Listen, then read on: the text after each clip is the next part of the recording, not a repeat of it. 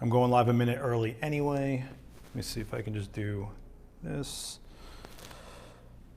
I think I'm live, so this is crazy. This is crazy. I don't know if I'm live. Published. Okay, so I am officially live. All right, so what's going on, everybody? Seth, Miranda. I'm in my studio in Manhattan. It is going to be a snowy day. I don't know if I'm live, honestly. Okay, I'm live. Okay, sorry guys. This thing is like so not clear communication-wise. It's like the worst relationship I've ever had. No, I'm just kidding. So I'm gonna have the same issues with the chat this time because the internet in my studio apparently blew up and I have no router or anything to get Wi-Fi to this iPad to actually watch this stream. So I'm gonna catch what I can. Like I'm seeing Jimmy Hill tell me I'm live and the audio is good. So, but it disappears really fast. So if I don't answer your question too quickly, do me a favor and just keep on asking.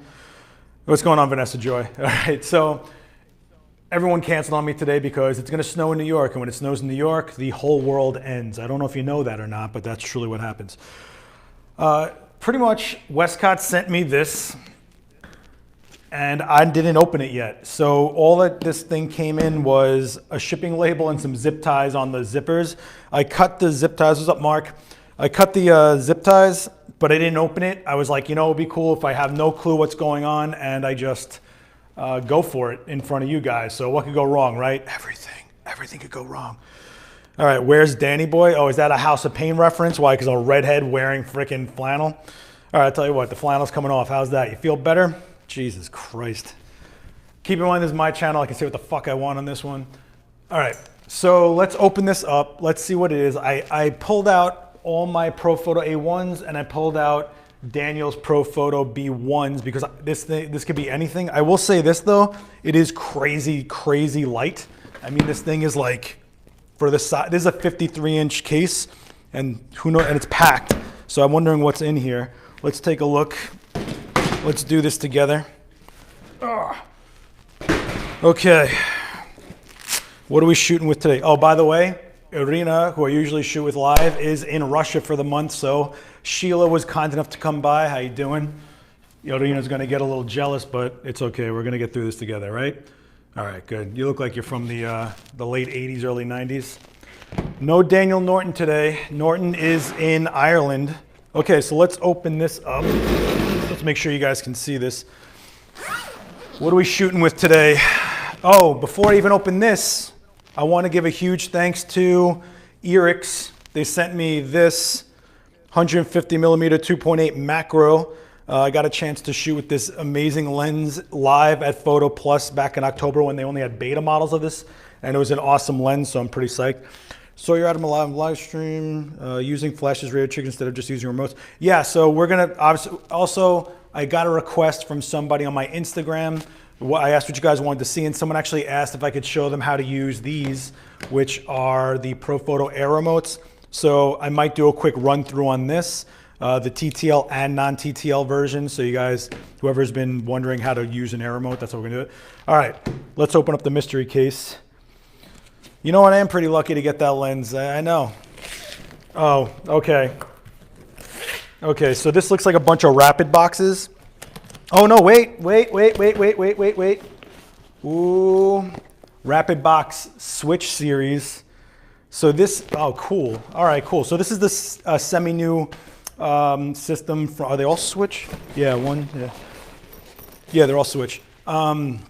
So this is a semi-new system from Westcott. They usually do the rapid boxes where you can fold them down to this big, and they were either meant for speedlights or they were meant for studio strobes. And this system allows you to swap the mount out so that you can keep the box and just keep changing the mount. So let's say I switch systems from like Profoto to Elechrome or something like that. I could change the speed ring on that, or I could actually just not worry about what lights I'm using that day and go from a speed light to a studio strobe with the same box and the same footprint where my stand is. So let's say I'm shooting in the studio and I'm using speed lights or whatever reason, and I say to myself, man, if only I could use a more closed down aperture to get rid of some of this light in the space, because speedlights being so low power, you usually can't close your aperture down. So that would mean that sometimes you might have a problem with not canceling out the light in the space, in which case I could keep the same lighting modifier I wanted to use, the same lighting pattern I wanted to use, keep it on the stand in the same position I wanted to, and just switch to higher power. You know what, let's just show you. All right, so this, let's see what, I don't even know what this one is. They all look the same because I'm racist like that. I'm just kidding. Ooh, okay. So this is, so just so you get an idea, you just slide this down and boom, you have yourself a modifier. So this looks like a 25-inch, it's not an Octa, I guess it's, yeah, it's the Joel Grimes beauty dish. Who's Joel Grimes? I'm just kidding, relax, breathe. Cool, so now if you notice, there's no way to mount, there's nothing on this. So I have options, right? Let me see. So this is the Profoto mount, but it has nothing attached to it. So you would slide this in and you can mount it to a studio strobe. But I'm hoping that they gave me some for speedlights. Also, these seem like they're all different sizes and styles of modifiers, so this could be pretty fun, but I'm gonna piece it together in front of you guys. I did not plan this out. Okay, so this is a half put together. No, this is a fully put together. Okay, cool. So this is for the speedlight, right? So this is for your studio strobe if you're doing Profoto. If you had some other system, this part would be different, but this is for the speedlight, and so far, this seems to be the only fully matured system that can handle the size of, let me see, the size of the A1. Can you guys see this? That it can actually fit through there, and it's round as opposed to the smaller rectangle that most speedlights are. So let's slip this, where did I put it? Okay, let me slip this on. Super light, I'm pretty psyched on that. And since it's super light, I'm gonna get to use my articulating arms. I'm guessing, for anybody who's ever seen me shoot, you guys know that I'm a big fan of articulating arms. So how this works is, I've never done this, so relax. I've only seen Dan do this because they actually sent these to Daniel when they were coming out, and he did an amazing video on YouTube.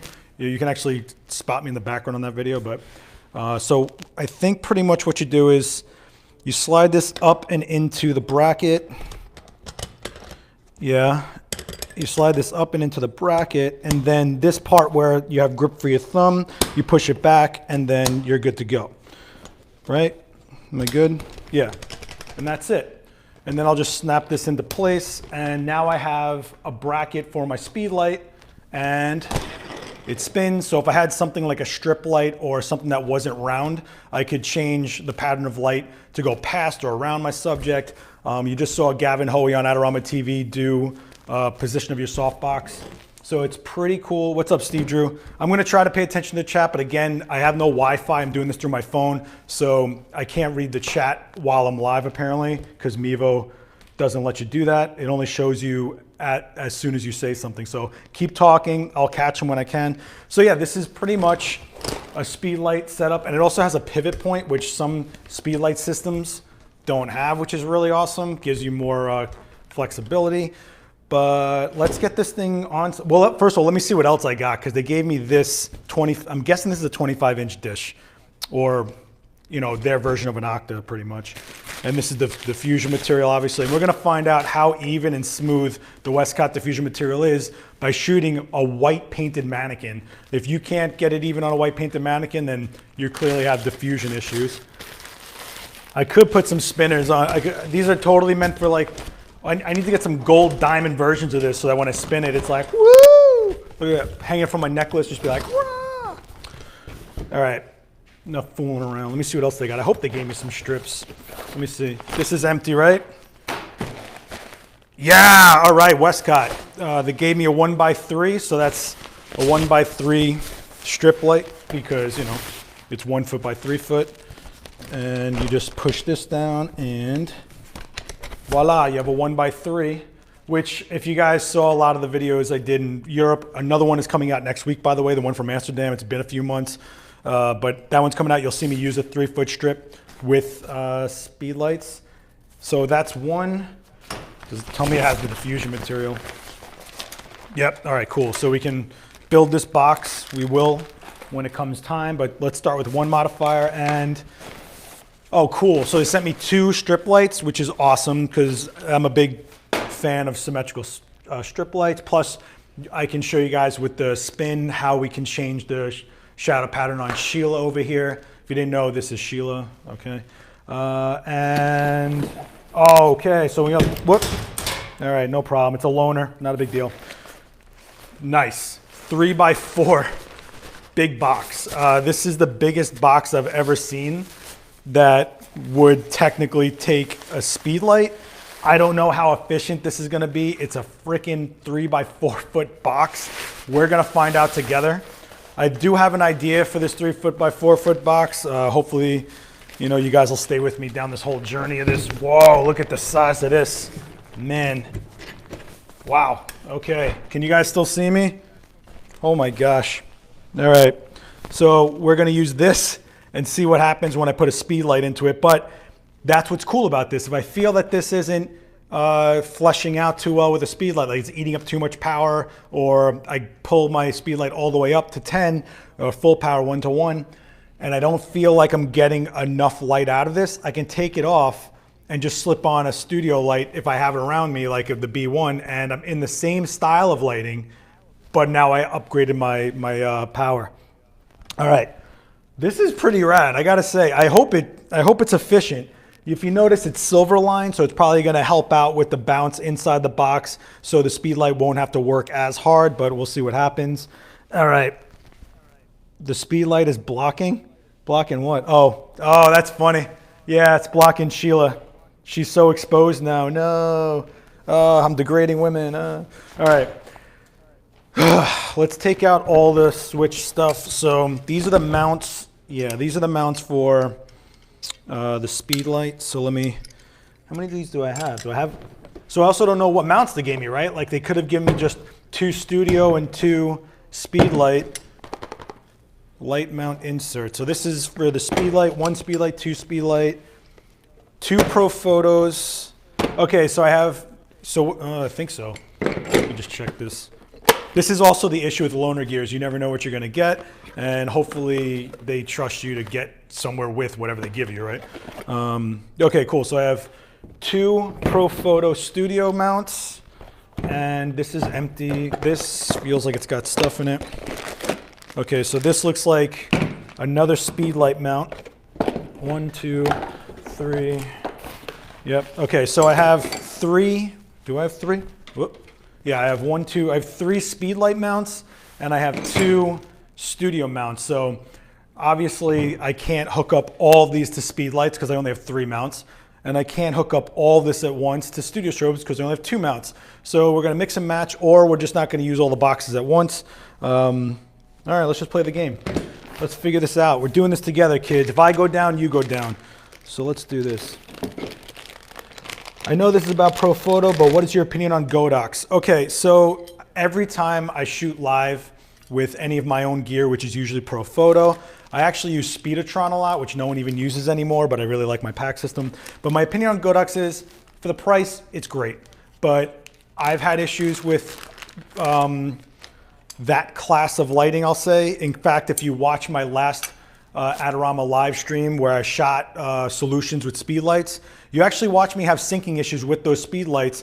Flashpoint and Godox are the same brand pretty much. It's just that you get a US warranty with Flashpoint. So if you are in America and you buy Flashpoint, you can deal with it in-house and not have to ship it to the other side of the world for a warranty. So that, just so you guys know about that. So every time I use Flashpoint, I'm using Godox.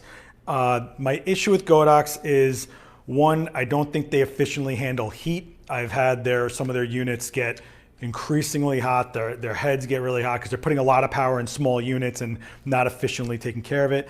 2, I've never had their speed lights match in color or match in color to the rest of their line. So I can't, like with the Profoto, I can throw an A1 in there with a B1X and I know that it's all the same color temperature. In my experience with the speed lights, Godox and other brands like that, their speed lights tend to shoot cooler in tone, and a lot of people will tell you, oh, you can just, if you shoot raw, you can just adjust the white balance in post. But if you're mixing white balance is in camera, like if my studio key light is is daylight, but then I shoot with the speed light as a fill light, and that's cold tone. You cannot balance 2 lights at once in post unless you want to sit there forever masking things out. Me, if you guys know me and if you follow me, you know already, I do not like post editing. I don't like sitting there. I'm over it after I shot it. So I work really hard to do it all on camera. I'm not hating on Godox. It is fine for the price point, but when I have art directors and a full crew of people staring at me about why they're paying me for the day or are in my studio, I have to come through, and the last thing I want to worry about is if my gear will do what I want it to do. And I've never, ever, ever had an issue with Profoto. I got to tell you, I've never really done it. I have 5 A1s. I bought them myself. Profoto gave me nothing, and I'm just letting you know I bought those because I believe in that light, and it's come through flying colors. There's a couple things that are missing from the A1 that I wish it had, but that's anything, because no equipment on earth is made just for you. Just remember that, okay? All right. So we have 1 speed light bracket. We have 2 speed light brackets, and they actually make it pretty easy. Let me take you guys with me here. They actually make it pretty easy for you to put this together because there's a little bar here, right there, and it goes right into the groove right there. And what you want to do is get this screwed into the adapter. And then once you have this screwed together, it's like good to go. You never have to take it apart, but some people take it apart because they're easier to pack that way. And I have a cold shoe for my speed light, and this is the mount that'll snap in and out of whatever box I have here. So I have 2 1x3 strips. I have 1 25-inch, I'll say an octa, because it's not really a beauty dish in my opinion. And I have a gigantic 3x4 foot box. Let's start off with the most reasonable, and we're going to start off with this one right here. So it's a small box. It's pretty, it's got a good shape. It's halfway between shallow and deep. So it's going to have pretty good control, I'm guessing, on where I can put my shadow patterns. Let me know if you guys can hear me okay. I'm seeing the mic doing some weird things. Oh, my elbow's all red. All right, let me grab what I want to grab. So we're going to grab let me see. We're going to grab a C-stand from the back over here. And I'll try, you know what, I'll mount it this way so that you guys can see. So I have an arm on this already, but I'm just to test this out because they feel so light, but they're pretty big modifiers. I'm gonna see if I can use one of my articulating arms with this. Oh my God, this thing is huge. Hold on. Ugh. Let's put that right there. All right, I'm gonna try and see if I can use one of my articulating arms. So this just goes to show you how I wasn't prepared for this because I didn't know what was coming out of there, but I'm just gonna grab stuff as I see fit. So this is an articulating arm. I use these all the time. I carry at least 3 with me all the time. They fold down to this, but they give me an extension arm like this, and I can fully articulate wherever I want my light. And with speed lights, that's kind of the fun part with speed lights to me, is that they're so light, so versatile. I don't have to worry about heavy, hardcore grip. I can fit them wherever I want to fit them. And if I'm going to use their modifiers, which are crazy, crazy light, I hope this can hold it. So these are usually rated from 9 to 11 pounds. The lower versions of these arms are about 9 pounds or even less. Stay away from plastic on your arms, okay? If you're gonna put a few $100s on the end of this, why save yourself 50 bucks? You never ever skimp on grip, okay? Because good grip will last you your whole career and it's universal. So that's my spiel on that. Let's hook this up. I know there's an arm here. I just wanna see if this is usable for this system. So let's see. I got the 5/8 socket down. I'm gonna drop this and I'm just gonna give this a quick little tighten. I'm also going to counterweight this with a sandbag. Put it over the high leg because if your sandbag is touching the ground, it's not counterweighting anything. Okay, let's mount this thing, yeah? All right. First, I'm gonna actually put my speed light into it. So, and Profoto, by the way, hates every time I call the A1 a speed light, but guess what? It's a freaking speed light. When Profoto gives me these for free, they can tell me what to call it, but right now. All right, so this is an A1. I'm gonna use an A1 as a trigger because I like the A1 as a trigger. And I'm also gonna put the dome on it because it'll spread the light out more instead of it being just a lens going forward. It'll fill within this region of the box, which makes it, sets it up to win. So let's give that a shot. I'm gonna turn this on. I'm gonna set it into group A, channel 3. I do channel 3 because if someone else in this building is shooting and they got channel 1 rolling, because Profoto is a pretty widely used brand, it'll start firing my lights, and I'm not cool with that. All right, so the first thing I'm gonna do is find a point at which this isn't too low and isn't too high. So pretty much it looks like boosted in just a little low, about a quarter of the way down is where I wanna go. Also, let me do this closer to the lens so you guys can see. Sorry, I'm totally forgetting how wide angle this thing is. All right, so pretty much when you mount your speed light to this, you're gonna have all this room to play with because it's meant for any system that exists, really, right? So when you size it up, you wanna get your light in here, and then you just wanna stretch this out to a point where you think it's gonna be good. Gives you like a good ballpark. So I'm about a quarter way deep, and I'm going to tighten down. And there we go. Now I'm ready to put my speed light in, and they also give you this option of how far back you want to put it in. So sometimes you might want to get in as tight as you can. Sometimes you want to back it out and just let it wash in there and kind of get blocked out. It's neither here nor there. Me, I tend to think just get the freaking light in there. You know what I'm saying? All right, let's do this. Let's slide this inside the shoe. Remember, shoe has to be loose, and then this shoe has to be unlocked. Don't lock this shoe and then jam it in there, okay? You're gonna break the lock on your speed light. Okay, so I need a good table. Let's do this one. And I'm gonna take you guys with me before my phone hits the floor. Okay, any questions while I'm looking at the screen? Let me know now. Let me know now. Okay. So my speed light's in there. I'm gonna tighten everything down. I'm gonna tighten down the shoe. Any questions? Yeah, no, yeah, no. And I'm gonna lock down my shoe. Also, I just noticed that my battery is half dead. So before I turn this into a disaster where I keep on having to lose that, let me change out my battery really fast.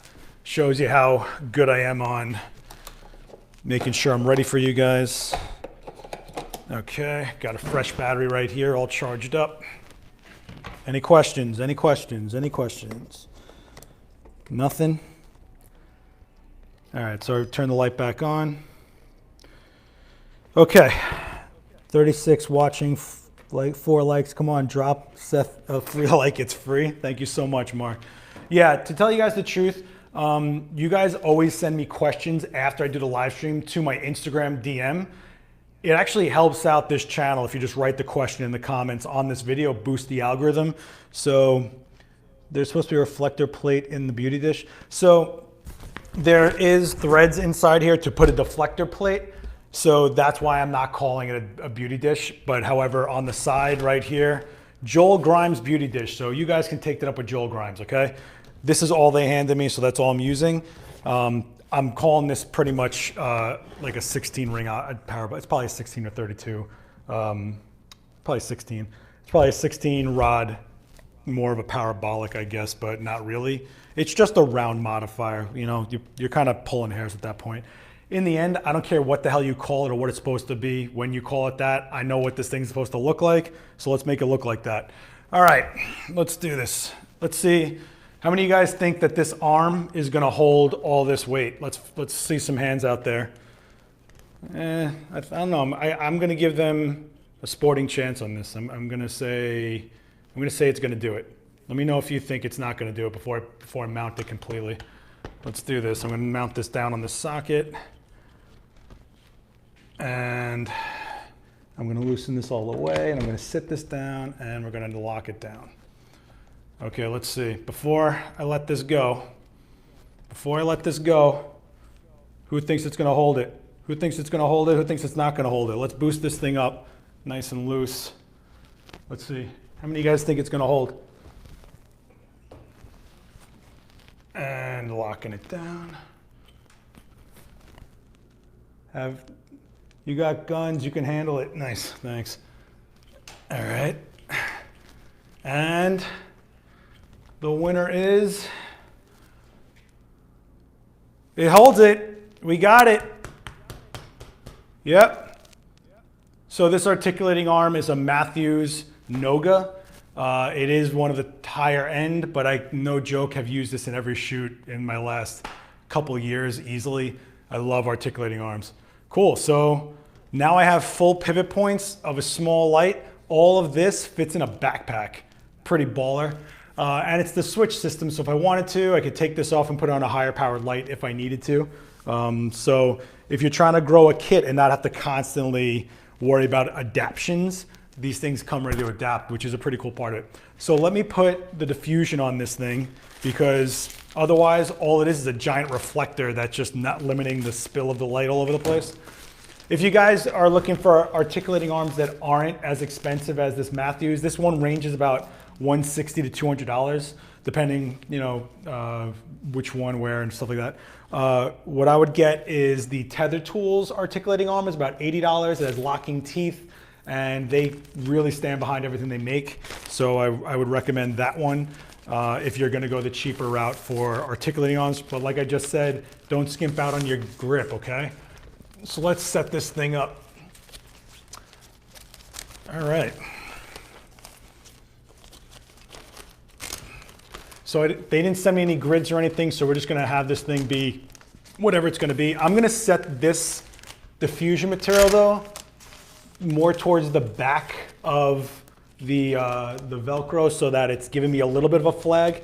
Keep in mind, I am in an all white studio, which means light's gonna reflect everywhere like a beast. So no matter what I do, light's gonna go everywhere. But that's kind of the nature of this room or whatever. Okay, so I'm shooting with Sheila. We got the light, basically we're gonna have it like right overhead kind of. And I have about, I don't know, I got about 12 feet till the back wall. So the back wall might just get a little gray. It's not gonna go white because we're not lighting that white wall. Remember, the closer my light is to my subject, the faster it falls off. So if I'm shooting, just for argument's sake, if I was shooting at F11 on Sheila over here and using just one light source, that means that over here is F8, over here is F4, and we're getting into F2 and so far and so forth. So if I'm exposing for her, I'd have to open up to expose for that wall, and that's how the ratio works. Daniel's gonna be doing live from Adorama infinite looks on a gray backdrop, and he'll explain the zones pretty much, but I'm gonna make that white wall kind of on the darker side. So let's set a tether up. And then I will, first I'll get my coffee out of the way. And we'll spin the screen so you guys can see what is up, kids. Let me see, maybe I'll actually pull you guys like right next to the screen so you can see it. Sorry for the fumbling around, guys. Stay with me, stay with me. Okay, let's do this. Is everybody seasick yet? Everybody seasick yet? No, nobody? Let me see. Let's see if this works. Everybody okay? Yeah, I know you get a little bit of dizziness going on there if I go like this. Okay, so to start off, I'm tethering into Capture One because Capture One is badass. I love Capture One. If you're tethering into Lightroom, yeah, it is what it is, but I don't play that game. All right, so I have this light set up. More coffee. Yeah, I do need more coffee. But it's gonna snow here, so I don't wanna get stuck in the studio. As much as I love you guys, I can't get stuck in the studio tonight. So let's place this light. Let's do just like a clean overhead. Let's do like a nice beauty dish sort of configuration. Why not? I'll give Joel Grimes the benefit of the doubt that this is sort of a beauty dish. But this is kinda what we wanna do here is get a light source that's going to give us even light from a small speed light, All right, hold on. I got cases everywhere. I got tables everywhere. I got coffee halfway everywhere. All right, so I'm going to put this fairly close. I'm just going to see what the hell it does. I haven't used this system yet. I don't know. I'm pretty psyched that it works on my articulating arm because that means I really have full range of motion with it. And if I want to take this out into the field, I have that ability because I know it'll fit in a backpack. I can't exactly take a C-stand with an arm with me every time I go out to shoot for clients and so on and so forth. Let's take a look. Nice, okay. I'm gonna boost this up a little bit. And now the way I have this light set up, which I'm probably gonna change, is the middle of my box is right here. I'm going to pivot it down more and we'll get a nice, we'll do a fill light coming up, but probably we'll do more of a bounce reflection. So let's do that. Let us. Now, I could disturb my articulating arm and pivot it, or Westcott has this nice pivot right here on the joint. Boom, didn't have to do anything. This is already locked down. This gave me another option. So now the center of my light is literally right almost on her hairline, and I'm okay with that. And remember, we're shooting a white painted object here. So I'm not calling you an object. I'm sorry. You're a fantastic woman. All right, let's do this. We're gonna make sure this is symmetrical. So cool thing about Profoto is, number one, their TTL is legit. So instead of me having to grab a light meter right now, which I probably could do, I have one in that bag over there. I'm gonna set this light into TTL, take a shot, let that be my meter reading, switch to manual and fine tune it. The reason I'm not staying in TTL the whole time is because TTL makes a decision every time you shoot. So if the sun changes out there or whatever happens, it'll constantly be making adjustments for me, but she's not changing. This texture and all this white, that's not changing, but my camera doesn't know what I'm shooting. So that's one reason I don't like staying in TTL too much, but to get started, it's pretty baller. So let's give this a shot, pun intended, okay. Oh my God, I have all the lights in my bag over there are going off. Hold on, let me shut those off. Oh, that's so funny. That's so funny. Oh wow, that's so, okay, heads off. Okay, so, all right, let's take a shot. This one's on you, Westcott. Oh, shoot, hold on, I gotta change my white balance back. This just shows you how not ready I was for you guys. I apologize. And we're gonna change the quality to just raw because I was shooting raw plus JPEG for a client and we don't need those JPEGs for this. All right, let's take a look. Okay, so that is the TTL reading off of just here. Let me see if I can get this more straight to you guys. Obviously, it doesn't know that I'm shooting what I'm shooting or what I'm trying to get, but the metering is off of the hottest point, which is a white mannequin. In fact, if I do that, you could probably see that the texture is legit and on point, so it didn't blow that out. Now what we're gonna do is switch it into manual. I'm shooting at f7.1, but I could close down. I am going to go into my power settings and lift it up to about, lift up a stop and a third. Let's take a look. Oh, much cleaner. Wow, look at that. Beautiful, beautiful. So that's some really creamy light. That's some really nice, even light. I know it's a little hard to see on the Mevo. Let me see if I get it closer, if you guys can see it. I don't know, does that help? If I go over here and I zoom in here, you can actually see that there's actual texture going on. I don't know if you can see that. Let me put on the loop, but you can see that it's not blown out. There's actual texture there, right? Now, this is pretty even, really beautiful light from just a speed light. You can see that even on her cheekbones, it gradates at the exact same point. There is no real hot spot. And this, again, this isn't even on someone's skin. This is on white paint. So I'm pretty happy with this. I do think that I could go a little bit more on the exposure. So what I'm gonna do is I'm gonna go into A. I'm gonna give it 3/10 more, which is basically kind of a third of a stop. So let's do that. I know I'm getting a little nitpicky here, but I'm by myself in a studio and I don't care. So let's do this. Let's take a look. Yeah, so now you can see that the life comes up a little bit more. And we still have detail in our highlights, which is fantastic. So what's actually happening here is white balance is a little off. So the white balance isn't off. It looks blue on this, but it's actually pure white on my screen. And she's also warmer colored because that's what paint is in real life. But this is actually, does this help if I do this? If I go like, hold on, let me see if I, sorry, you're falling. No, no. If I do this, does it expose for it properly? You see how she's not blue anymore? Yeah, it's still a little off from the Mevo, but I'm letting you know that in person, that looks pretty on point. It doesn't look blue like this. So you're gonna have to take my word for that. If you want, I'll take some of these shots and I'll put them on my story mode on Instagram and you can actually see the actual shot. Sorry about that.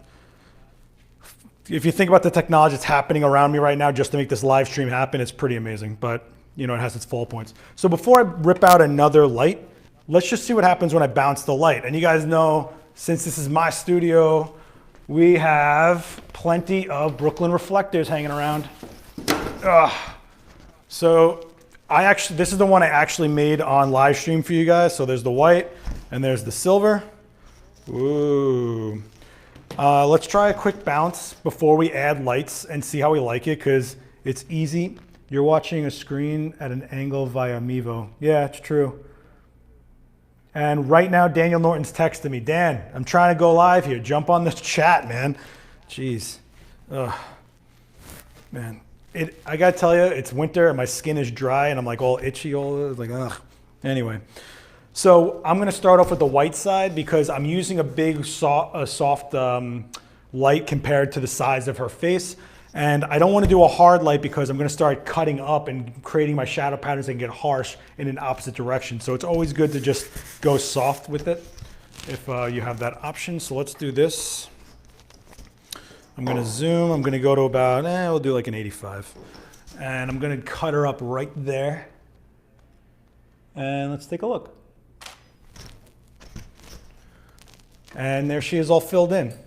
So really clean, even light, and she still looks blown out on the Mevo, but I don't know if this helps you guys. You can see a little bit of the texture going on, or right on the eye right here, you can actually see that she's pretty legit.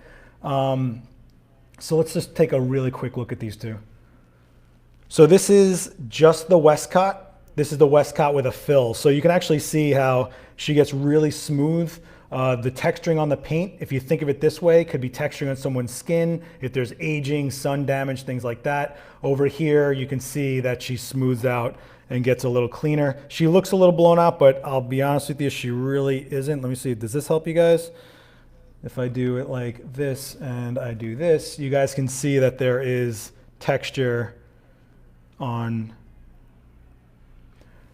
the white.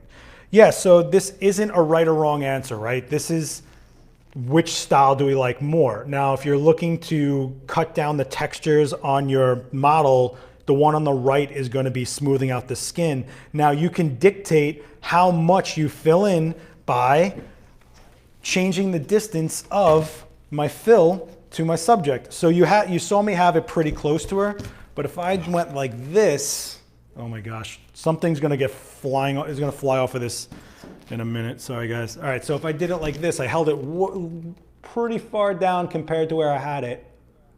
You can see a pretty drastic difference in that fill light. I mean, that is the same fill light, just held farther down. Now, if I just keep inching it in, you can see a difference as I inch it in. So that's as I inch it in, you start watching the shadows break apart, break apart, break apart. Still use the fill light, still use the fill, but now instead of it being full on fill, you guys see the difference? It's really hard on this, huh? But right here, we have more filled in shadow here. She has a little bit more, especially on the lips, you can see the definition on the lips happening right there. So this is where you start getting nitpicky and really, you know, very uptight about where you want your shadows to fall, what type of look you're looking for. This is also the reason me and Daniel take lighting so seriously. You know, it's everything could change and you could change the smallest little things.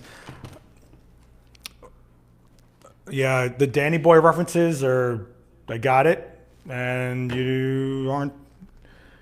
Hey, what's up, Dan? How you doing?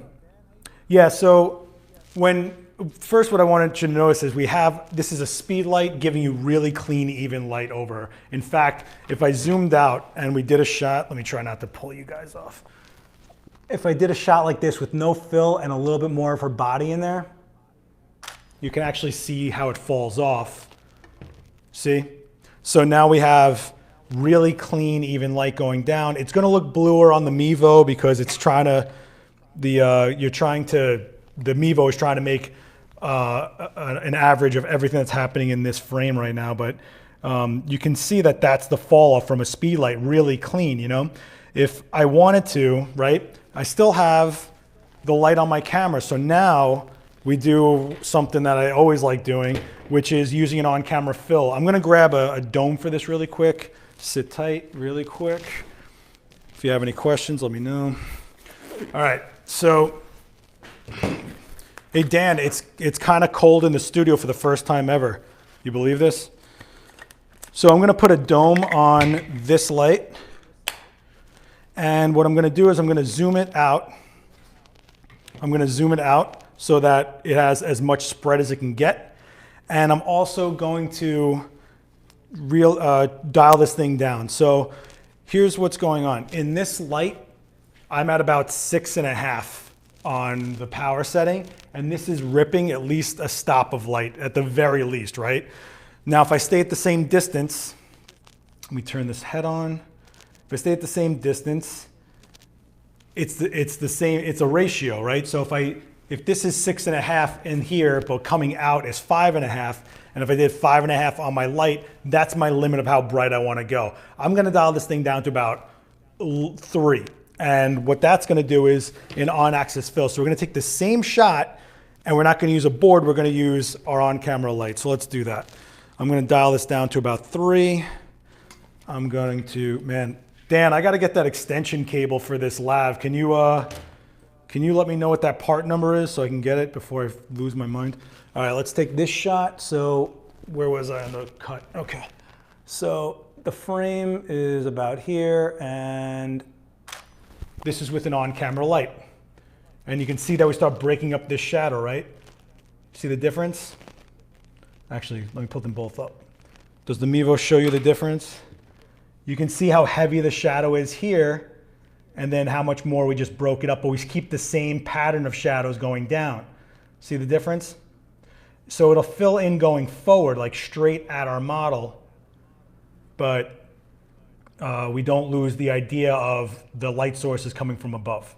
So that's one reason I really enjoy using on-camera lights. Plus, it's like having a light wherever I go. You know, you just have to watch how close you are. I'm at the power setting I'm at, I was at the same distance as this light. If I stepped in a little bit, I know that this light gets brighter. I'd have to keep dropping down the power. You could also set this light to TTL, and you couldn't. But I could set this light to TTL and keep it 2 stops underexposed, and it'll always be less than what my key light is. So that's an option too. Okay, so that was the beauty dish, right?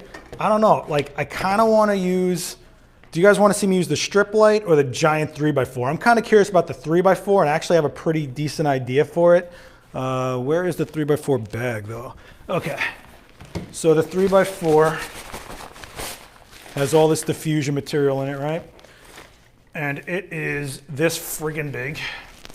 And I'm kind of curious what a speed light is gonna do inside of a 3x4 box. Also, I'm not gonna use it to light her with it. What? It's true. Yeah, if you're gonna make jokes about the texture of her being because she's technically nude, you gotta grow up a little bit. All right, so let's do this. I'm gonna set up this 3x4. But what I'm gonna do is, I'm gonna use the 3x4 behind her, and I'm gonna make it a commercially white background. So here's a couple of things that's gonna happen here. Number 1, since it's behind here coming at the camera, the light will appear brighter than it actually is as an exposure because it's flying at the camera. Number 2, I'm gonna set it pretty far away from her, because what I want to do is have shadows, these shadows, still exist so that when she's an all white painted object against white light, she'll have some definition to her. And 3, I'm going to stretch my lens out to make the distance of that box appear like it's right next to her. That way we have a white background with a speed light and black definition around her face and bone structure. This is just a theory. I haven't done it. I've never used a box this big with a speed light. We're in this together though, kids. All right, let me grab a speed light adapter. Remember, this is the switch system, right? So lens flare could be an issue, and that's one of the reasons I'm backing the box away from her in this studio. That will limit the power of the light technically, you know. Also, a lot of it's going to be her blocking the hottest part of the light, which is the center. So I should get away with murder on that one. I'm going to slide this speed light adapter in here because why not? It's not like these. Why not? And then what's cool about this is if I don't like what's happening here, I can just slide in one of Dan's lights because Dan's in Ireland and I can use his lights. You guys all need to get a Daniel Norton so you can do it. All right, so let's mount this speed light onto this ginormous box. Let's do this. Okay, I'm taking you guys with me. If you guys can't see me, I'm probably behind. I'll tell you what, I'll do it. I'll mount it over here and then I'll drag it into place so you guys don't feel so lonely. All right, so let's pull this. Let's pull an A1.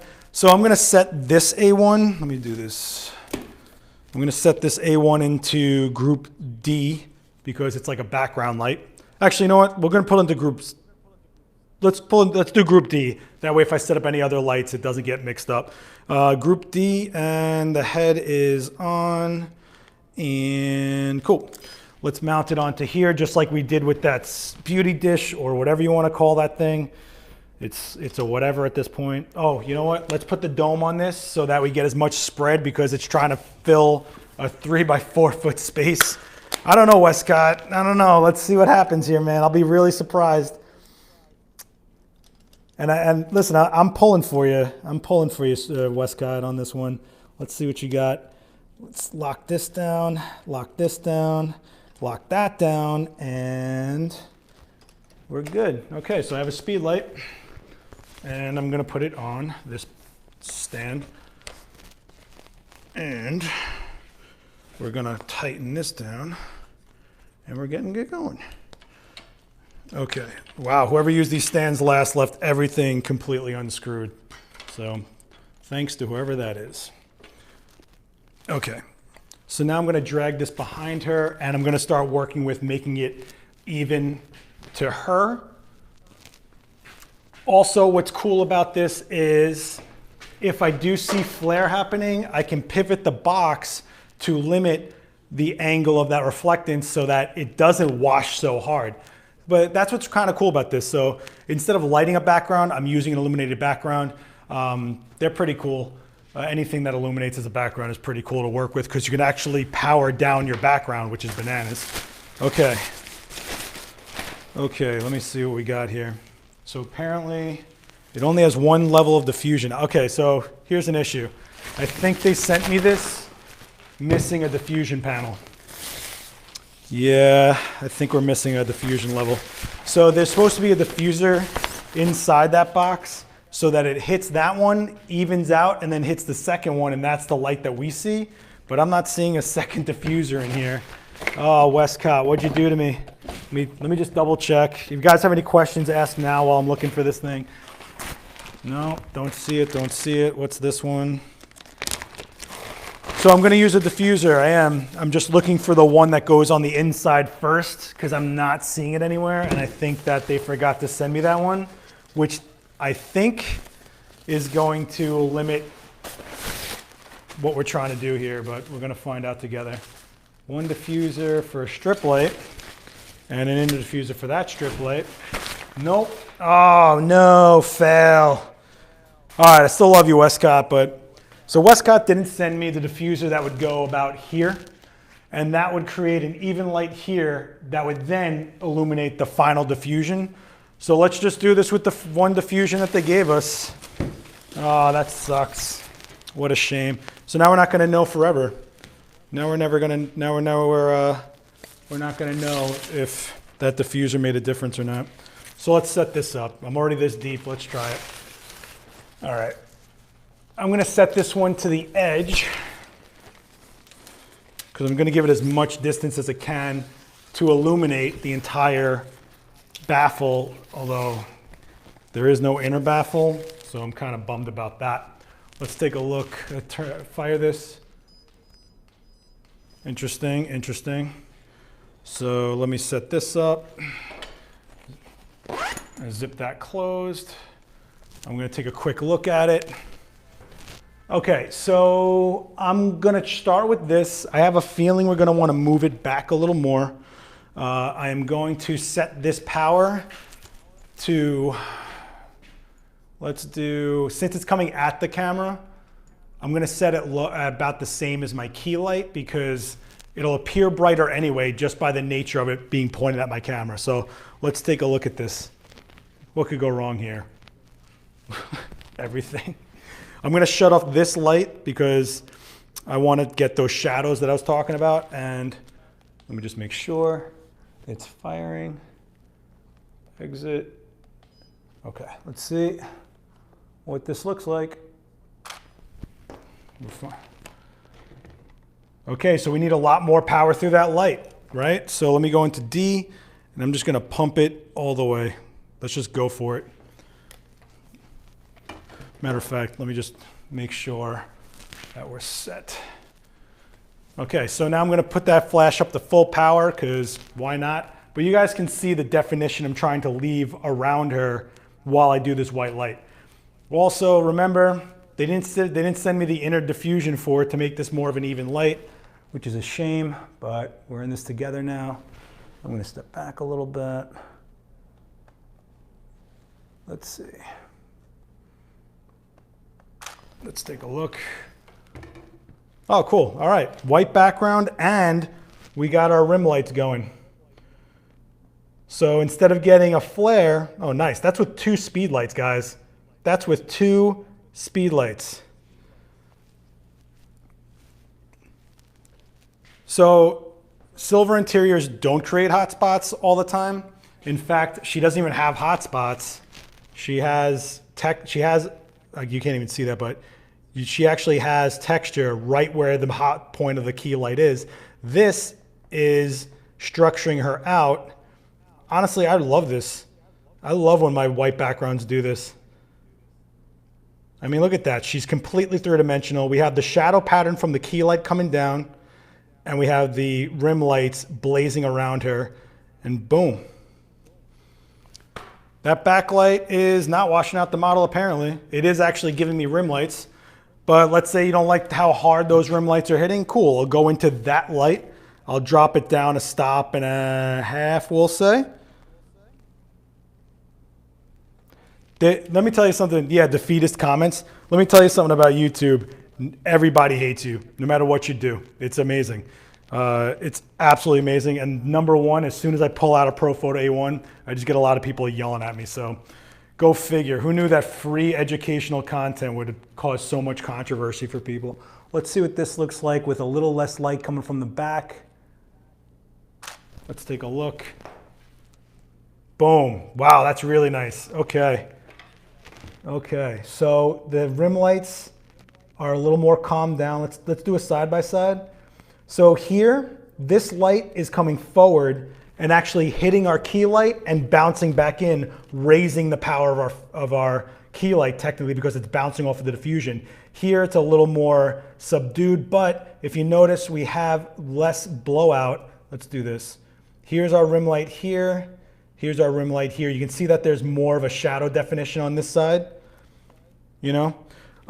But again, the exposures are different because technically this light is bouncing off of this diffusion, which is another reason I was gonna set that light farther back. I kind of don't want to do that, but now I'm thinking if full power worked, but it was a little bit much, what we can do is set it to full power still and just walk it back a little bit, and then that distance will limit how much reflection we get back. So let's do this. Let's do it. I'm gonna set this light to 10 again, full power. And I'm gonna walk this thing back a little bit. And I'm gonna use my lens, the length of my lens, to compress that space together. So let's do this. Let's do this. Curious. There's so many cables, guys, I'm sorry, I'm like completely. Oh, thanks, Keith, I really appreciate it. All right, let's see if I stretch out my lens. Let's take a look. And that's full power with the light farther back than where it was here. So this is full power with the light a little closer. This is full power with the light walked back. And you can see the exposure is greater here. The rim lights are hitting, but here the rim lights are toned down because the spread of light is different. Plus, there's no reflection coming from that light hitting this diffusion and washing down. So it's kind of a style choice at that point, but both are completely acceptable. Let's take a look. If I zoom in here, wow, that Mevo just wants to blow out everything, huh? Let me see. If I do this, does this help at all? You can actually see that there's nothing blown out there, that it's actually really clean, super, super clean. My settings are, hold on one second. My settings are 200th of a second, 7.1, f7.1, ISO 100.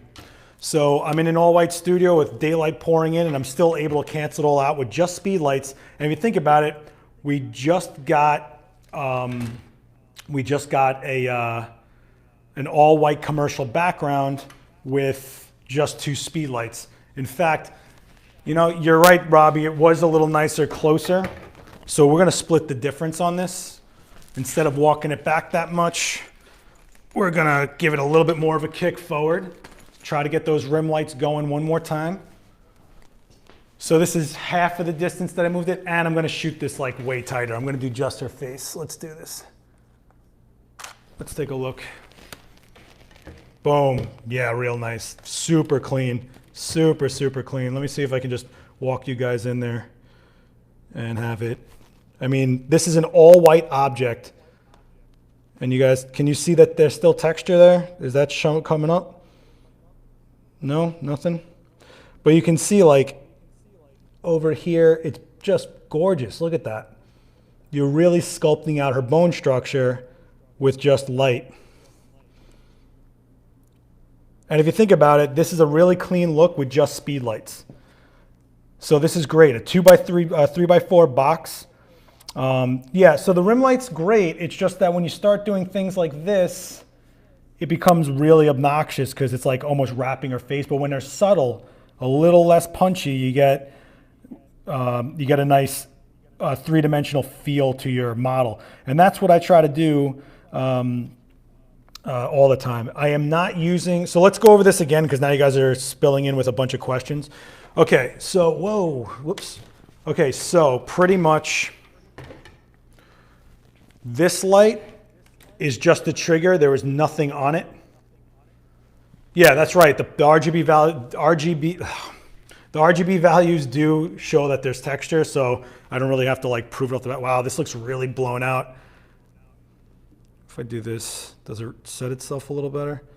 No? This looks terrible. No. Well, the Mevo's trying to make the best judgment it can out of everything that's happening here. So let's just run through this really quick. I have a 25-inch round modifier from Westcott on a speed light that is set to 6 in powers, okay? That means I still have 4 stops more of power I could use this for. And I have a 3x4 without the center diffusion, which is kind of, I thought was gonna throttle me a bit, but it seems the speed light could fill this 3x4 box. It is at full 10 in the power. I could easily ease up the power on this back light. And how I can do that is if I open up my aperture to like 6.3, 5.6, something like that, and I lower this a stop or 2, then I can also lower that one a stop or 2. Same ratio of power. It's just I don't have to max out full 10 on that speed light. So that could be an option if I want it to be. I'm really kind of upset that this Mevo isn't really showing you the how it's not destroyed up there. You know, Woo. So while I'm looking at the screen, are there any questions at all about what's going on here? They did send me 2 strip boxes. And if you notice, I have the option to take all of this and put it onto studio shows, but so far that doesn't seem to be a real reason. You're so welcome, Ian. Thank you for watching. Stolen on rear light? What do you mean stolen on rear light? I don't know what that means. Okay. What else do you guys want to do? Hey, I know. That's Stofin. Oh, so these aren't Stofins. Stofins are these are just Profoto's diffusion dome, which work actually really amazing. But yeah, there's a similar concept to the Stofin diffuser, and everything. Anytime I put a light inside of a box that's bigger than like that big, I tend to put a diffuser dome on them to spread the light around more. Okay, we could do some weirder stuff. You guys want to do something a little odd with this same setup? You know what? Fuck it, I'm gonna do it. It's my fucking show. I'm gonna use the Irix, Ronald. I'm gonna use the Irix. I promise. I promise. Okay, so here's what I'm gonna do. I'm gonna change that background light to blue with my white balance, and I'm going to change this key light to being warm. And then what we should see is everything that this backlight's affecting turn blue, which is pretty rad. Let me back out this light, which is awesome. I don't have to touch the light. It's going to stay right where I want it to be. I'm going to pop this off, this diffuser dome off. I'm going to put this warming gel on. I'm going to put this back on. And I'm just gonna walk it back in. Cool, so now I have a CTO gel on my key light. It's gonna eat up a little bit of light, so what I'm gonna do is I'm gonna actually put this back. I'm gonna put in a half a stop of light more on that. And now I'm gonna change my white balance, and we're gonna see a white mannequin. Let's take a look. Turn blue because it's too much blue light. Let me see if I do this right there. Let's take a look. Now we see this mannequin having blue highlights. You can actually see this is where it goes white and turns to blue from the background light. So it gives it another dimension or some like really cool sci-fi feel to it. We could even double up this CTO a little bit more and get it a little warmer on the front, or I could walk that light back, make it, let's do that. I'm gonna walk this light back so it's less reflective on my key light, so we don't have that same issue we just had, right? So I'm walking it back, and now I'm not gonna see that blue rim so that I was getting so prominent, but I'm also gonna see a warmer front light from this. Let's take a look. Okay, so that's super blue.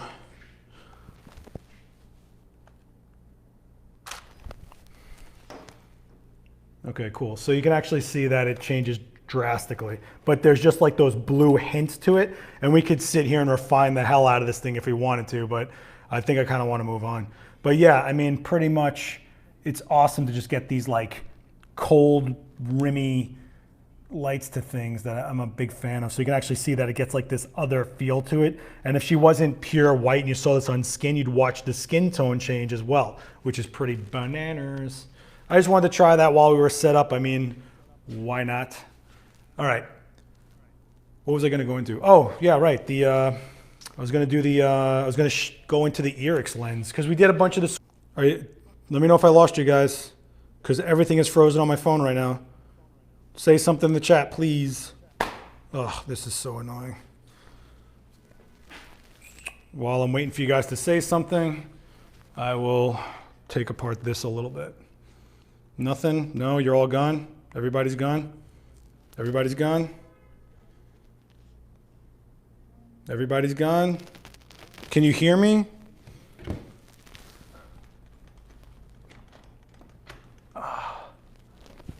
Am I gone? Am I gone? Am I gone? I'm back. Good. We're good. Good. We're good. Everybody in the chat, give me a thumbs up emoji and we'll be good. Okay, cool. All right. I'm going to take the CTO gel off my key light and we're going to get Sheila out of here. Actually, you know what? Maybe we'll do that. We'll do a really tight macro shot of her eye. And then what I'm planning to do with the macro lens is maybe I'll just shoot my hand. We'll see what some of this grimy stuff on me looks like, okay? How's that sound? Let me change this out first of all. Let me take this. I'm going to take off that CTO gel. I'm going to pop this back on because I need that diffuser dome. And we're good. Okay, cool. I'm going to drop this back to exactly where I had it before I change the power. And I'm going to lose this light because why not? If I want, maybe I can actually, we could do that. We could actually give my hand a white background if we wanted to. Let's start with shooting Sheila with that macro lens, okay? So let's do that. If you didn't know, Irix sent me this beautiful little lens over here. So this is a 150 f2.8 macro lens. Now, what you guys seem to forget is that macro, let me put you here. So what people don't realize that macro doesn't just mean close up. Macro means 1-to-1 ratio, which means, let's say I had a camera with a 1-inch size sensor. If I shot a ruler at 1-to-1, then my picture would be a picture of 1 inch on that ruler. You're measuring the sensor in a sense. So that's really what macro means if you are looking for that true function. So wow, it's nice and cold. It's full. Oh, it smells so new. It's great. Love it. It's been a while since I've. It's not that long actually since I've had like a brand new lens. So a lot of people give me a lot of heat over using this 24-to-120 all the time. And what you guys need to know is I use it publicly. I use it for demos. I use it for live shoots because it's so versatile. You know, I don't want to be sitting here swapping out an 85 to a 105. Like, no, just give me this lens. It's good enough for what I need to do. And I end up just using it all the time because it's just so easy to keep going. Okay. And just so you guys know, Nikon forever ago used to make a mount that could rear mount your lenses, and it would make every lens a close-up lens, almost 2-to-1 ratio, which is even crazier. Let's let us. No. Macro means 1-to-1. If it's not 1-to-1, then it's not a real macro lens. It's just a close-up lens. And sometimes, if you read the fine print, they're using macro as just a trademarked advertising term. So be wary of that. Okay. All right, we're going to open up this lens. Oh yeah. Oh yeah. Oh, it's so pretty. So let's get the full effect going here. So this is a fully manual lens, which means that what's crazy about this lens is it has a 280-degree rotation for focusing. So it gives you that pinpointed feel to it. Let me take it off of autofocus because that's pointless. This is a macro lens, so off the bat, it's got some characteristics. Macro lenses are shallower depth of field by nature. They are sharper by nature. And not for nothing, the closer you are to a subject with a lens like this, the more shake will show up because you're magnifying it because it has less distance for that shake to actually move along. So be wary of that.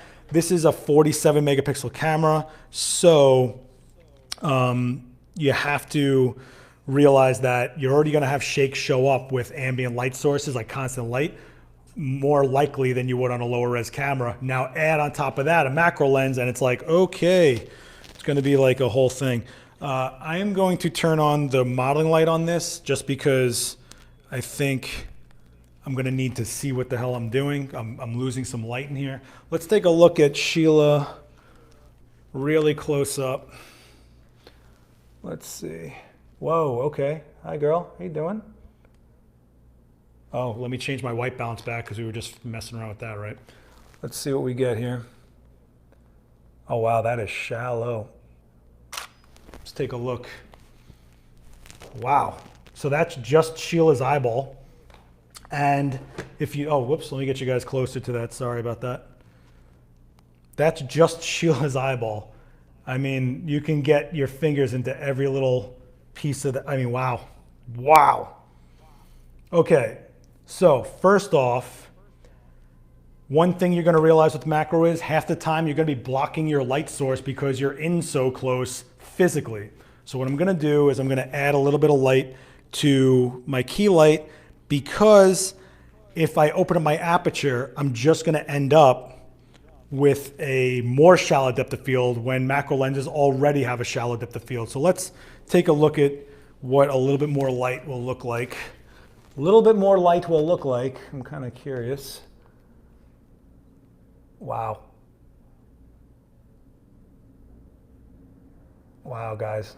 I'm sorry, I'm just like watching this thing go in and out of focus. Let's take a look.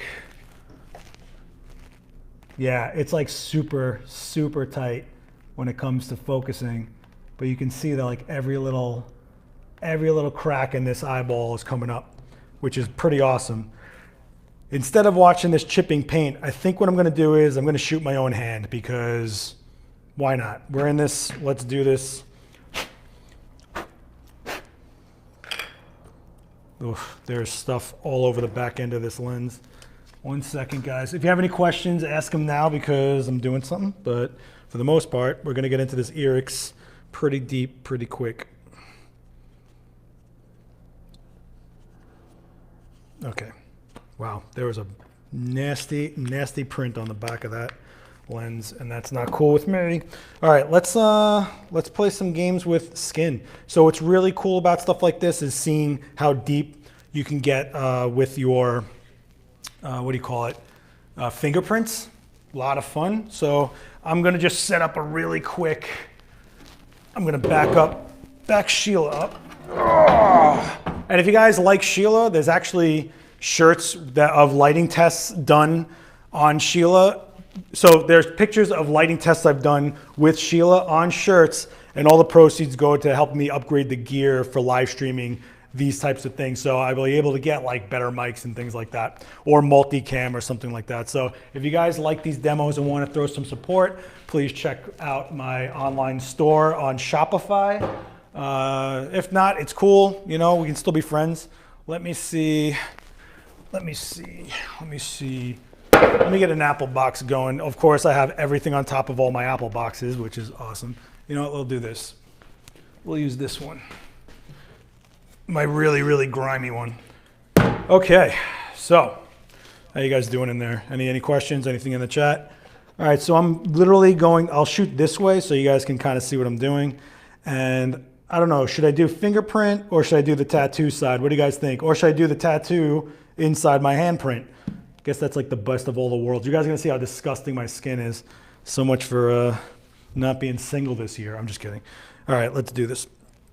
So first of all, I'm going to change my light pivot, the position of my light, because I'm not shooting her face, I'm shooting down now. And that looks pretty good. I'm going to shut this modeling light off before I burn out that battery for no reason. Any questions in the chat before we get all macro with it? I'm gonna switch this light to TTL again. Tattoo inside of the hand, okay. Let me just quickly get a light reading. So here, just a quick ideology on shooting macro. One, it's always better to be stable with the camera, meaning to put it on a tripod and make that consistent and move your object if it's just an object. I'm going super gorilla here right now, and I'm gonna hand hold, which is gonna make my life even more harder. Now, if you hand hold, two things. One, watch your heartbeat. If you have to brace your camera, brace it into a bone on your shoulder where it doesn't have a heartbeat, or a pulse rather. And two, try to set your focus first and use your distancing as you're in and out of focus, and just try to rock it into place very subtly. If you keep on using the ring while you're moving, you're gonna run into two problems at once, and that's not gonna help you out. So that's the way I do things macro, and I'm a big fan of macro, so let's take a look. So I'm gonna, right off the bat, I'm gonna crank this lens all the way to the closest, which is 1:1. It actually gives you the ratios on here. So 1, 1 to 1.2, 1 to 1.5, 1 to 2. So that's pretty cool. Let me see. I'm just asking for trouble like this, guys, but let's see. Oh, you guys wanted the inside of the palm, right? So let's do that. And there's my key. Oh, wow, this doesn't look cool. I think I'm going to flip it over and do the other side. Let's take a look. Okay, let's take a look at this. So this is, wow, that's pretty nuts. That's pretty nuts. So you guys can see I'm horrible at moisturizing. Changing the focus does also change the magnification a little bit. That's true.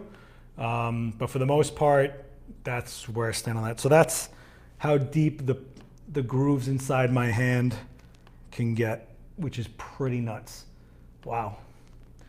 You guys can actually see, let me see if I do this, all this texturing. Pretty nuts, right? Let's flip my hand over. I kind of want to do some color. Let's do a little bit of color. I am going to give my light just a little bit of a kick just for the sake of it.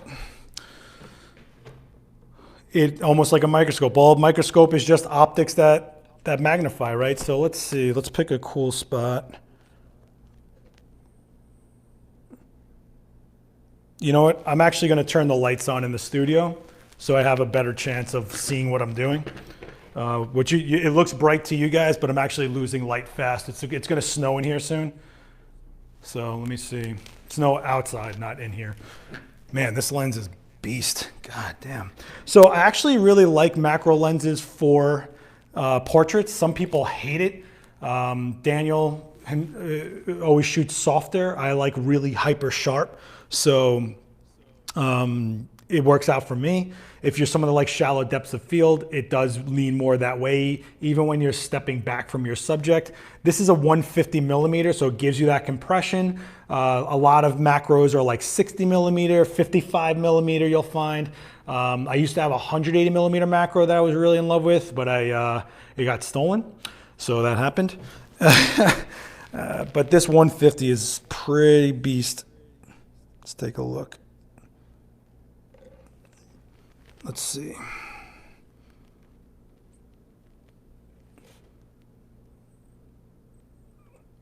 Let's take a look. So that's the snake on my hand, and you can see I need to moisturize. But do you see how shallow that depth is? I'm at f7.1, and that's how shallow it is. I mean, we're talking about a razor blade across here.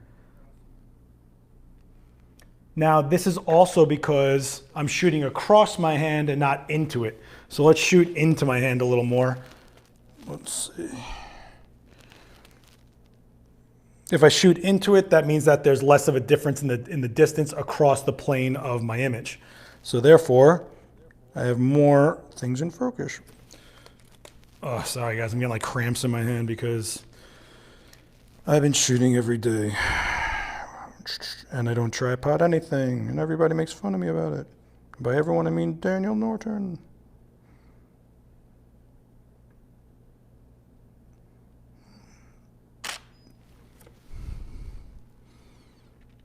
Okay, so that is me focusing on the red ring. Yep, cool. So that's the red ring on this guy right here. And you can actually see the diamonds inside my skin, which are pretty bananas. And you can actually see how the red ring of the ink in my tattoo isn't fine sharp because it's an old tattoo that's been exposed to sun for many years. So that's pretty much, damn, this lens is dope. I mean, it is a beast of a lens. And to tell you the truth, it's really priced right. I think it's like a $600 lens, maybe less. But man, the fine tuning you can do on this is awesome. If you guys want to see portraits done with a macro lens, on my Instagram, there's pictures of Casey, a blonde, and they are not retouched and they're very textured. I can't even show you on my phone because I'd lose the feed, but it's kind of down there. It's a 3/4 look tour. You can find it. Blonde, beautiful Casey. You've seen her in a bunch of my demos. She was on my ghosting demo. So if you guys want to check that out, or maybe I'll throw a link in the bottom at the end of this. Okay, so, well, we also have this super textured wood, right? So let me see. Make this super stable. See what the wood looks like. So I'm gonna go as close as I can because, you know, that's baller. We want to go as baller as possible. Oh, you know what might be cool? Let me see. You guys have all seen a quarter. Let's do a quarter. Let's do a quarter. We're doing a 1986 quarter. Let's do this. Jeez.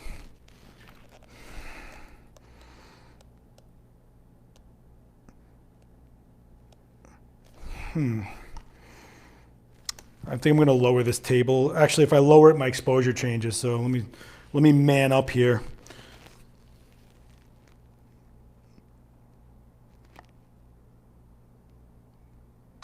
Let's take a look. Whoa, that angle of reflectance is blowing this thing to death. But you can see how deep the eye socket is on this quarter, and every scratch that's been putting in on it in the last 32 years. It's been around 32, or was that where we're at? 33. Pretty bananas. Look at that thing. Jeez. So we have a lot of reflectance on that. It's not that cool looking, right? So how can we change that? We change the angle of the quarter. So how do we do that? Well, we put something under it. If I put 2 other pennies or something behind it, it changes the angle of reflectance, right? So it's not dead flat. So if I do that,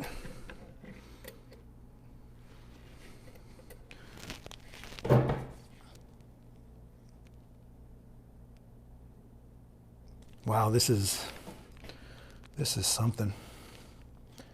You have to realize that every heartbeat and every breath, you're in and out of focus. This is why I recommend a tripod. Let's take a look. Well, the angle of reflectance changed, right? And now look at how thick the In God We Trust is on a quarter. Look at that. How baller is that? So this is the coin, and that's what the In God We Trust looks like on that coin. Pretty bananas. Let's keep going. Let's go real deep. So that's macro, kids. I don't know if any of you guys follow some of my pro work, but I shoot for a Buddhist magazine every now and then. I get to shoot these little relics that are like a few thousand years old. And it's always macro lens, and it's always super controlled. And when the lighting gets smaller to match the size of your subject, it gets really pinpointy. The small things get, the bigger small adjustments affect your subject. I'm sorry, I'm like foggy right now. Cool. Do you guys want to keep going, or are we good on this live stream? This lens is a beast. I am so psyched on it. I can't wait to get someone in here to shoot portraits of them with it. In fact, maybe I'll, when Irina gets back, we'll shoot those steely cold eyes that she has. They're really beautiful, so I'm pretty psyched on that. What else could we shoot? You know, I like using macro lenses a lot for eye shots and like teardrops and things like that. So maybe we'll get into some of that. We'll do some mascara tears or maybe blood tears. Blood tears are always fun and true to my brand. Whatever. Any questions while I'm looking at the screen? Anything? We good? You guys, was today helpful at all? Were you guys into it? I have no idea how long I've been streaming for, so there's that. I would try to shoot my own eyes with this, but without autofocus, I just don't even want to bother doing it live. I'd have to measure and make sure the distance is exact, so forget that. Man, that In God We Trust is super thick. Who would have thought, right? Do I have anything else? Ooh, you know what I have? I just want to do it just to do it, so let me do this one as a closer. I bought these today because I'm in the studio by myself, so why not? Let's do some Cheez-Its. Let's do a really close-up shot of a Cheez-It. You guys psyched on that? These are the super toasty, well-done ones because I'm Greek and I like burnt food. So Let's do a Cheez-It. First of all. Love Cheez-Its, man. Let's pick a good one. That one's not good. Nope, not that one. Okay. Let's do that one.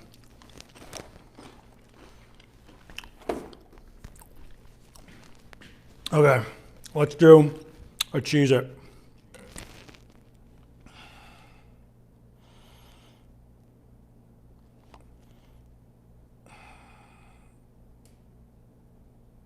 Nope, not that one.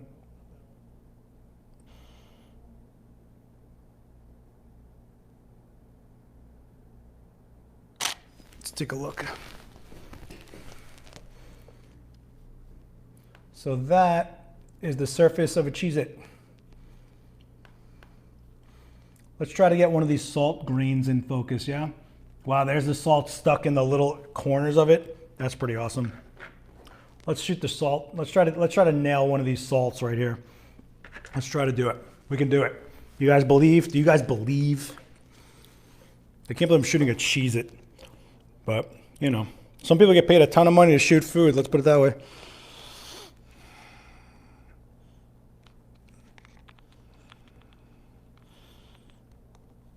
And if you have any questions, ask them now. I can see the screen.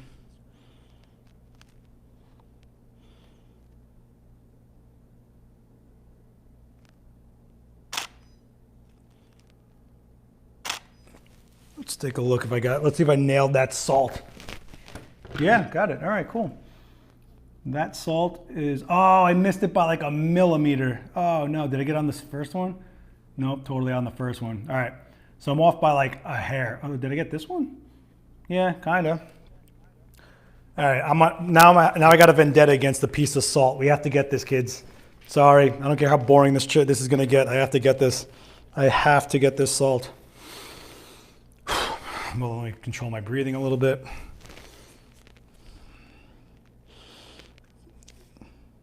Let's see.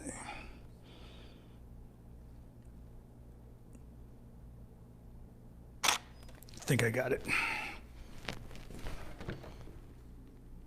And, it's on the same, I'm focusing like directly behind it. That's a shame. All right, one more try and then I'm giving up on this. But for the most part, I'm getting that little grain of salt. Damn it. Yeah, I know this is thrilling cinema for you guys, I know, but every now and then you got to chase that shot. You got to chase it. It's ridiculous. But shall I note that the articulating arm has held up this entire stream? Come on.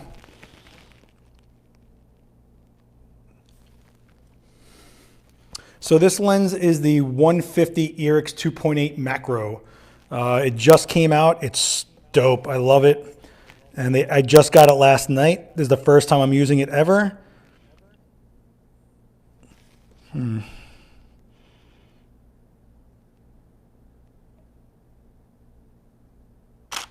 Let's see if I got it. I'm off again, right? Jeez, man, this thing is...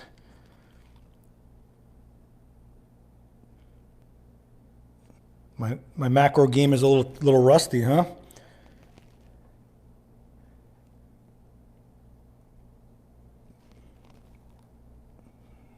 Sorry, guys. I know this is like thrilling.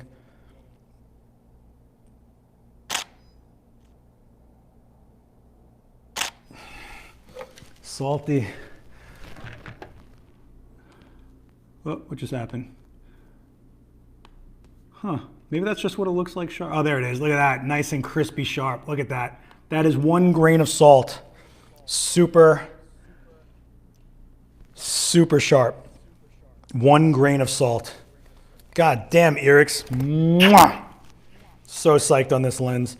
So you guys will see more from this lens, I promise. I think that the quarter looks pretty baller too. Let me see. In the God we trust, we have it all super thick. And then that right there is a grain of salt. I mean, you got to think, what's the possibilities you can get here? I am not eating this because that apple box has been around for a very long time. Let me throw this out. All right, cool. So we did some lighting today. We did We did some lighting today. We did some macro today. I'm hitting my head on everything today. Inhale 100%, exhale 10%. Nice. If you do use macro or are going to go into macro, get yourself good support systems, tripods, things like that. If you guys want to throw some support to this channel so that I can get some better equipment for it, I'm trying to self-fund this channel just by itself. You guys can head over to my store on Shopify. The link, I'm going to put it in this description. I forgot today, but pretty much if you go on my Instagram, Last X Witness, click on that link. It'll take you to everything I got out there right now, and one of them is the merch shop. You can get pictures of Sheila here where I did plenty of light tests on her, and that's always a good one. Daniel got that shirt, and it's pretty awesome. I appreciate all support. Everybody that's been out there writing the comments on Rewind on Adorama or checking my live streams out on Adorama's Instagram. I really appreciate it. Checking out the live view playlist on Adorama TV if you guys want to see me shoot with 5 A1s and in Paris shooting some crazy special effects, please check that out. There is a playlist on this channel that says my videos on other channels. You need to do a sniper course to control the breathing. Yeah, you know, hey, not for nothing. I just shot a grain of salt with a billionth of a degree of depth of field, so I think I did it right there. Come on. Can I get some slack on that one, guys, please? It's going to start snowing here in New York, and that's why my day got canceled. Apparently in New York, if everybody, if it starts snowing, then everybody just doesn't go anywhere. The world is ending in New York when we have winter, apparently. Anyways, I just wanted to make today worth watching, worth coming into the studio. I want to thank Westcott for sending me the Switch system. Side note, if you're going to be in Vegas for WPPI, I will be doing a photo walk with this system, apparently. I'll be doing fast portraits with speedlights. Do a snowflake shot. You know what? Maybe when it starts snowing, I'll try to grab a snowflake, Ronald. That's always easy to do, right? Now, come on over, a nice day for the beach. Yeah, I wish. Yeah, so I just want to thank all you guys for constantly tuning in for this. I wouldn't be doing these if I didn't have an audience to do them for. If you guys have seen anything you're psyched on, please share it around. Hit like, that totally helps. And if you have questions, just write them in these comments. I will catch them and I'll answer them. When you guys DM them to me privately, they don't help the algorithm on these videos and they die. So for those of you who watched the last one with Irina where we made gift bags into lighting material, that was awesome. The feedback on that was awesome. I'll try to do more DIY stuff on my channel because, you know, on the other channels I have to placate to certain things. If you guys want to see some more speedlight stuff, go to Adorama's Facebook. I just did a live demo using the Flashpoint speedlights. Yeah. Okay. Is there any last questions before we close this out? Is there anything you guys would like to see? Let me know. I'll try to get some people in here to do some live chats with so that we can get some pro-to-pro discussion, kind of like a video podcast. I am working on some new things for Adorama, so be on the look for that. I'm pretty excited about it. Thank you for watching, Rick Booker. I really appreciate it. And also, keep in mind, if you guys buy any merch and you post a picture of it at all, you get a free shout out on all my platforms. I'll do whatever I can to shout you guys out. Thank you for watching, Debbie. I appreciate it. And let me know if this was beneficial. Let me know if there's something I didn't go into. Thank you, Corey. Thanks, Mark. Yeah, so let me know, okay? I have to go live on Adorama's Instagram every Monday at 3 p.m. Eastern Standard Time. Thank you, Patty. So I have to figure out what you guys want to see there, too. I might do another Q&A live this week. I don't know yet. But there are some big things coming from Adorama, to the Adorama platform. I promise you, I've been working on a lot of stuff. So let me see if this works. Does this work? That's better. So let me know. Thank you, Big T. That's the whole game. Is I hope you guys get psyched to go shoot. You know, I hope you guys don't look at stuff and go, "What the hell am I going to do?" or "How do I do this?" But rather go, "This is what I have. This is how things work." And I will make something happen. Thank you, Robbie. I appreciate it. And if you, I got some big things coming this year. A lot of stuff solidified, and it's coming fast. So please keep watch. Write me in the comments. Write me stuff. Share my stuff around. Have fun. And I guess that's it, huh? Wow, this one went by pretty fast. I'm sure it was like an hour long, but this one probably pretty clean. Westcott, good job. Nice job. Who would have thought a 3x4 box could get filled by a speed light? It's good design. They did a good job. All right, last call. I'm going to count to 10 and then I'm out of here. So last call for questions or anything you guys want to say. Thank you, Proletary. Thank you. I'm just going to take a drink really quick. 95 minutes, goddamn, and we lost connection. All right, 10, 9, 8, 7, 6, 5, 4, 3, 2, 1. All questions, bet. Jose, thank you so much. Guys, please check out the online store. Write a bunch of comments. Hit like, please hit like, please hit like. And all right, I'm out of here. Next time, maybe we'll have a more lively model. I don't know what to tell you. She's in a mood today, you know? No, I'm just kidding. Sheila's the best. I love shooting with Sheila. She's awesome. But Arena will come back. We'll have Casey come in here. We'll have Caroline, this beautiful redhead I shot for Adorama. We'll have her in here too. So we'll have some more livelier models, and me and Daniel will be doing something together pretty soon on my channel. So keep watch for that. I'll see you guys on Adorama's platforms. Check out Adorama Rewind. Write me some comments on those issues. Let's chat about it. And yeah, I guess I'm out. I never know how to sign these off. Oh, I said I was going to go through the air remote. We'll do that another time, I promise. All right. Later, guys. Thank you so much. End? No. End here? Slide to stop. Nope. End here? Nope. Wow. I can't. Robbie, I will be shooting men. I promise. I have plenty of male actors that need shots from me. So I will get some male models in here. I promise you.